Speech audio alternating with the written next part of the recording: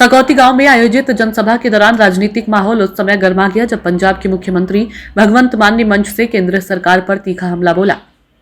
इस दौरान मंच पर पूर्व मंत्री संजीव बालियान की मौजूदगी ने कार्यक्रम को और अधिक चर्चित बना दिया। तो वहीं जनसभा के दौरान पूर्व मंत्री संजीव बालियान ने मंच से भावुक और तीखा संबोधन किया।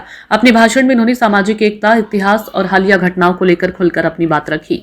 अपने संबोधन के दौरान भगवंत मान ने हल्के अंदाज में कहा, बालियान जी कुछ देर के लिए कान बंद कर लो, जिस पर मंच पर मौजूद संजीव बालियान मुस्कुराते नजर आए। माननीय प्रधानमंत्री नरेंद्र मोदी की नीतियों पर तीखा प्रहार करते हुए कहा कि केंद्र सरकार की कार्यशैली के कारण आम जनता पर आर्थिक और सामाजिक दबाव लगातार बढ़ रहा है। उन्होंने आरोप लगाया कि किसानों, युवा और मध्यम वर्ग की समस्याओं पर अपेक्षित ध्यान नहीं दिया जा रहा।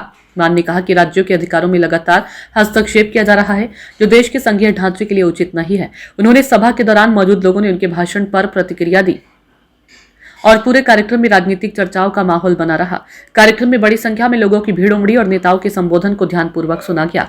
मंच से दिए गए इन बयानों ने पूरे आयोजन को राजनीतिक रूप से महत्वपूर्ण बना दिया। संजीव बालियान ने अपने संबोधन में कहा कि हम 3 दोस्त थे, समय के साथ परिस्थितियां बदल गई। मुझे जनता ने गांव भेज दिया और पंजाब में भगवंत मान को मुख्यमंत्री बना दिया। अभी हनुमान बेनीवाल सांसद हैं। इस दौरान उन्होंने मेरठ की सड़कों पर लंबे समय बाद ट्रैक्टर देखने का भी जिक्र किया। बालियान ने महाराजा सूरजमल और महाराजा जवाहर सिंह के इतिहास को याद करते हुए कहा कि जाट समाज का गौरवशाली अतीत रहा है। उन्होंने कहा कि महाराजा सूरजमल का बलिदान उत्तर प्रदेश में हुआ और जाटों ने दिल्ली तक विजय प्राप्त की।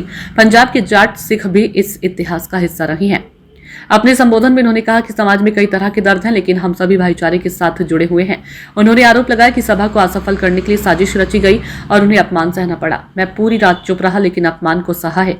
बालियान ने प्रशासन पर भी निशाना साधते हुए कहा कि किसी की औकात नहीं कि हमें झुका सके, न ही शासन प्रशासन में इतनी ताकत है। उन्होंने ये भी कहा कि चुनाव के दौरान भी उन्होंने अपमान सहा, लेकिन अब समय आने पर ब्याज सहित कर्ज उतार देंगे। बालियान ने लोगों से भावनात्मक अपील करते हुए कहा, अगर मैं भूल जाऊं तो मुझे याद दिलाते रहना। साथ ही कहा कि हमारी सभा से ही प्रशासन को दिक्कत है, बाकी किसी से नहीं। अंत में उन्होंने सकौती गांव के लोगों का धन्यवाद करते हुए सभी का आभार व्यक्त किया। कार्यक्रम में बड़ी संख्या में ग्रामीण और समाज के लोग मौजूद रहे। इनके कच्चे चिट्ठे पड़े हैं हमारे पास। मैं और बेनीवाल नहीं डरते इनसे।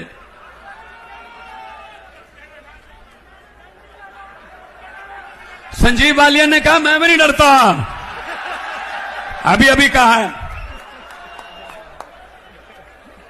आज तो समाज के लोग बैठे हैं, अब तो सच बोल दो। पंचायत में झूठ नहीं बोलते, आज तो महापंचायत है। कई बार राजनीति हो या सामाजिक जीवन, अपमान सहना पड़ता है, 2 कदम पीछे हटाने पड़े। ऐसा अपमान हमने चुनाव में भी सहा था। चुनाव हार जीतने का दुख नहीं होता, लेकिन जिस तरह से अपमानित किया गया था उसका दुख होता है। और अपमान रात बड़ा भी डबल अपमान हो लिए। और भाई सूद से ही चुकाओगे, चुकाओगे ही नहीं चुकाओगे। अगर किसी ने अपमानित किया है तो सूद ब्याज सहित वापस पुचा के जाएंगे। मैं भूल जाऊं तो तुम ना भूलन दियो, और तुम भूलो तो मैं नहीं भूलन दूंगा, बिल्कुल भी, किसी कीमत पे भी।